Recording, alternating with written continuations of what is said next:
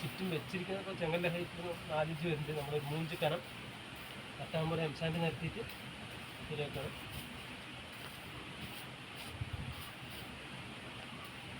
M-sand ഫുള്ളായി എല്ലാവരും നിർത്തി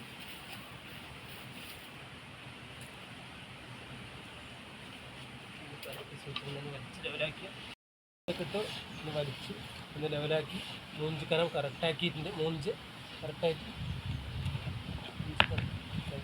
ഇതിൻ്റെ മേലെ നമ്മൾ ചുറ്റും പേപ്പറൊക്കെ വിരിച്ചിട്ടാണ് കമ്പി മുറിച്ച് അത് കറക്റ്റാക്കി കെട്ടി അതുപോലെ നമ്മൾ ഈ കമ്പി നമുക്ക് സെൻറ്റർ വരുന്നത് 4 അടി 3 ആണ്. അപ്പോൾ 4 അടിക്ക് 2 പീസ് ചുറ്റും ക്രോസ് തന്നിട്ടാണ് ഈ 2 പീസ് നിർമ്മിക്കുന്നത്.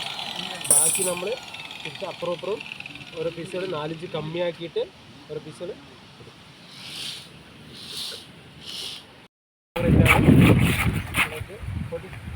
3 ഇഞ്ച് കനമാണ് നമ്മൾ ഈ കോൺക്രീറ്റിന് കനം കൊടുക്കുന്നത്.